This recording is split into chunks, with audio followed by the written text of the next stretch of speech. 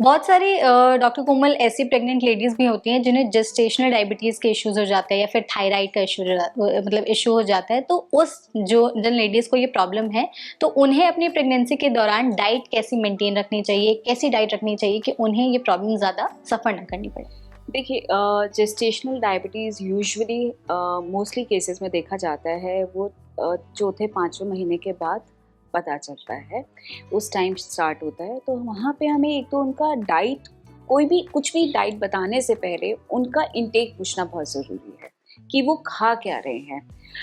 अगर उनकी डाइट में हमें लगता है कार्ब्स का इंटेक या कार्बोहाइड्रेट्स का इंटेक बहुत ज़्यादा है और उसमें भी सिंपल या रिफाइंड कार्बोहाइड्रेट्स, सिंपल या रिफाइंड का मतलब है जैसे बहुत ज़्यादा शुगर वाला चीज़ें ले रहे हैं या मिठाई ज़्यादा खा रहे हैं या फ्रूट्स ज़्यादा खा रहे हैं या मैदे की बनी हुई चीज़ें, बेकरी से बनी हुई चीज़ें, तो वो उनके बेसिक, हम उसे कहते हैं डाइट रिकॉल से हम फाइंड आउट कर सकते हैं कि उनकी डाइट में मोस्टली चीज़ें हैं क्या जो हो सकता है जो शुगर को और एग्रावेट करे फर्दर।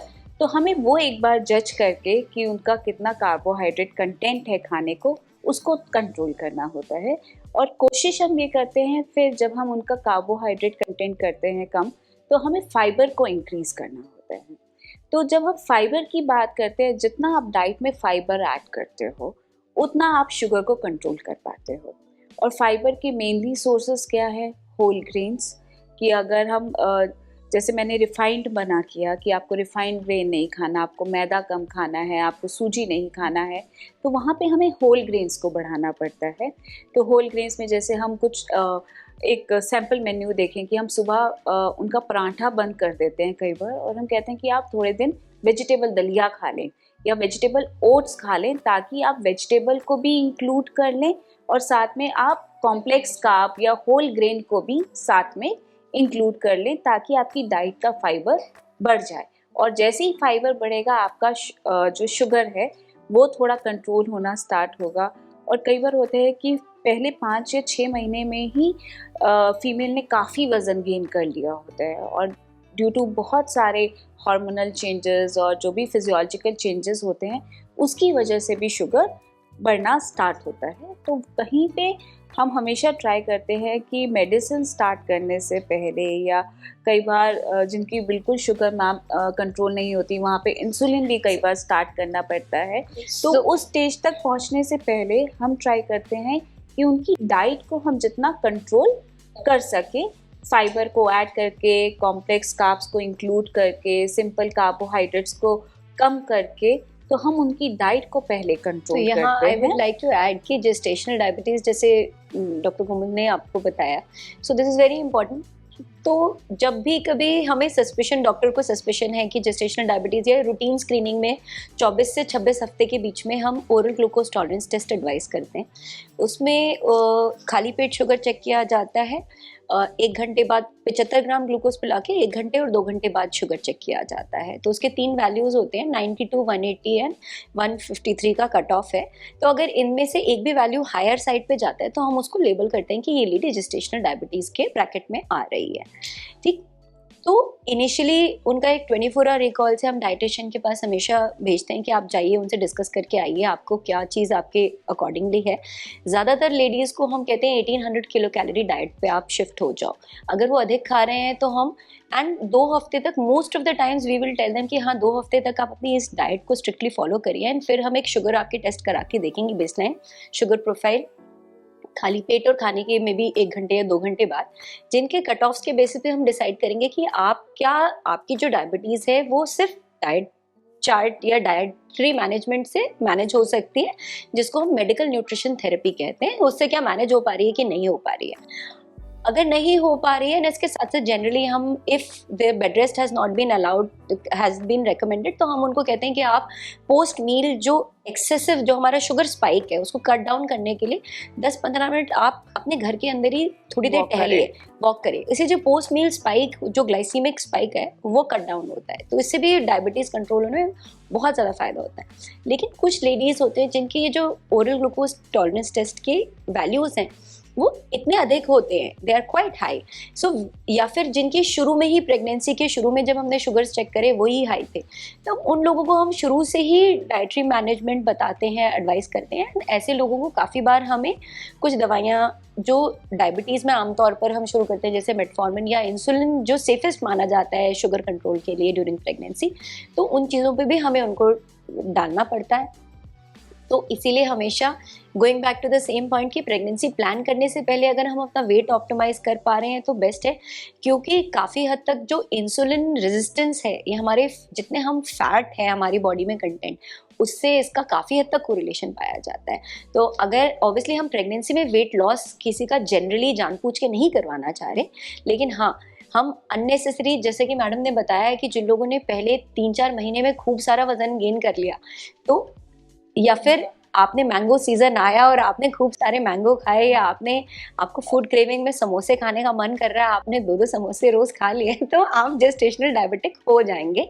सो इसलिए प्रेगनेंसी में एंजॉय करना है, लेकिन माइंडफुली एंजॉय करना है और खाते हुए समझदारी से खाना है।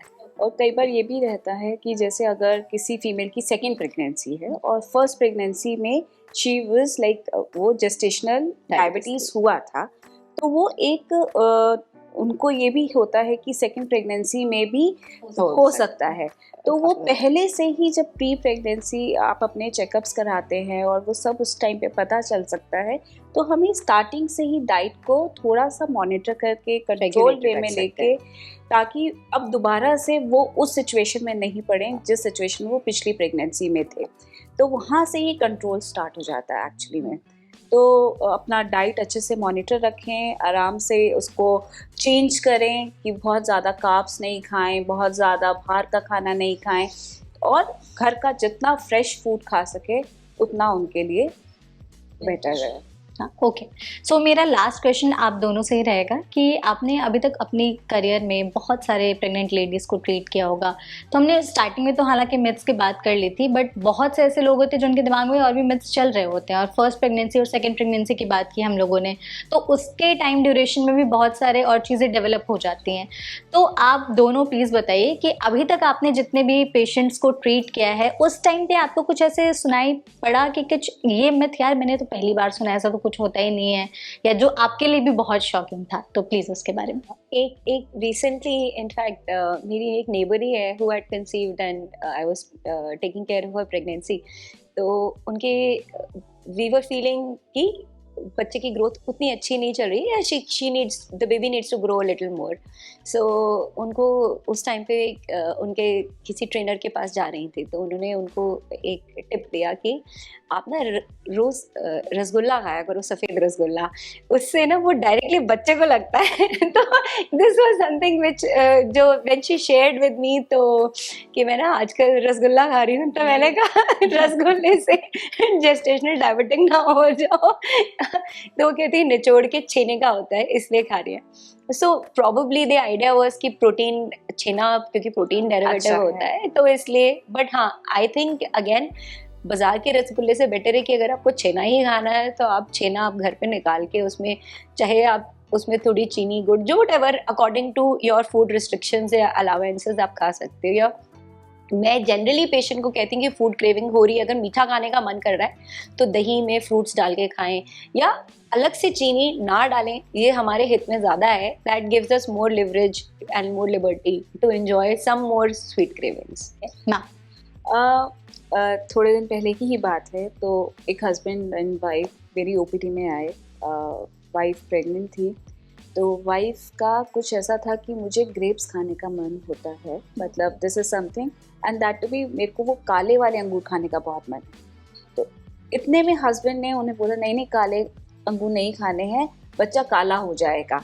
तो वो जैसे हम अभी स्टार्टिंग में जब हमने स्टार्ट करा ही था कि वो जामुन खाने से बच्चा काला हो जाएगा, या रसगुल्ला खाने से या केसर खाने से बच्चा गोरा हो जाएगा, तो अभी तक ये मिथ तो किसी ना किसी तरह से हमारी सोसाइटी में अभी भी है। तो ये सबसे कई बार बहुत सारी चीज़ें होती है। ये तो एक एग्जाम्पल था कि उन्होंने वो काले अंगूर को लेके जो बोला। नारियल का होता है कि आप नारियल खाइए, रोज़ सुबह उठ के आपका फर्स्ट मील वो नारियल होना चाहिए। तो नारियल जैसे सफ़ेद है, बच्चा सफ़ेद होगा। तो वो एक यहाँ पे हमारी सोसाइटी का थोड़ा मैं कहूँगी आयरनी भी है कि जहाँ पे हम रंग पे बहुत ज़्यादा फोकस करते हैं, which is just not important. Healthy बच्चा इम्पॉर्टेंट होना चाहिए, जरूरी है। And color is just not important. Just not. It is a value which you add to it. So जहाँ से हमने स्टार्ट किया था। तो आई होप आप दोनों को भी ये सेशन अच्छा लगा होगा, एंड आई होप हमारी ऑडियंस को भी इस सेशन में बहुत सारे जितने भी प्रेगनेंसी से रिलेटेड मेथ और डाइट से चीज़ें थी वो क्लियर हो गई होंगी। मेरा बस आप लोगों से एक छोटा सा रिक्वेस्ट है कि one message to our audience, आप दोनों बस एक बार कोई छोटा सा मैसेज हमारी ऑडियंस के लिए, जो आप जो स्पेशली जो प्रेग्नेंट लेडीज़ हैं हमारी ये वीडियो देख रहे हैं, उनको देना चाहें तो। सबसे पहले तो मैं आपको कंग्रेचुलेट करना चाहूँगी कि अगर आप प्रेग्नेंट हैं, और सो this is a very beautiful phase of your life, and इस पूरे 9 महीने के इस ड्यूरेशन को आई एम श्योर कि आप इंजॉय करें। ध्यान रखें कि बैलेंस डाइट जो हमने बचपन में पढ़ा था, वो बैलेंस डाइट उसकी इम्पोर्टेंस हमेशा ही रहने वाली है। तो हमें एक बैलेंस डाइट खानी है, एक सिंपल होम कुक्ड फूड जो मील है वो सबसे अच्छी मील है। ज़रूरी नहीं है कि हम बहुत महंगे विदेशी फल खाएं, बहुत जो इंटरनेट पे जो सबसे ज़्यादा बहुत ही एवोकाडोज खाने की ज़रूरत नहीं है, कीवी खाने की ज़रूरत नहीं है, रोज़ नारियल पानी पीने की ज़रूरत नहीं है। हेल्दी प्रेगनेंसी के लिए हम एक सिंपल बैलेंस डाइट खाते हैं जो हम सेंसिबली खाते हैं, that works very very well. And supplements are important in pregnancy. Iron के सप्लीमेंट की भी मैंडेटरी ज़रूरत पड़ती है, कैल्शियम की भी और फॉलिक एसिड की भी। तो अपने सप्लीमेंट्स को भी टाइम से खाएं, एंड कोई भी डाउट या क्वेरी हो तो आप अपने डॉक्टर से ज़रूर कंसल्ट करें। मैं यही कहूँगी, जो हम न्यूट्रिशन प्री प्रेगनेंसी या प्रेगनेंसी में लेते हैं वो हमारी पूरी ज़िंदगी के लिए डिपेक्ट करता है। हम हमेशा बात करते हैं इम्यूनिटी इम्यूनिटी इम्यूनिटी। इम्यूनिटी माँ के पेट से बनती है। अगर आपने तभी खाना अच्छा खाया है, बैलेंस्ड खाया है, सब न्यूट्रिएंट्स को अच्छे से अपनी डाइट में इंक्लूड किया है, तो आपका बच्चा उतना ही हेल्दी होगा और वो अपनी इम्यूनिटी के साथ, एक स्ट्रॉन्ग इम्यूनिटी के साथ इस लाइफ में आएगा। तो हमेशा हेल्दी खाइए, बैलेंस्ड खाइए, सप्लीमेंट्स को टाइम पे लीजिए। So eat healthy and live healthy and stay happy in prayer. तो आई होप आप दोनों को भी ये सेशन अच्छा लगा होगा। ओके, तो thank you so much for being with us. Thank you.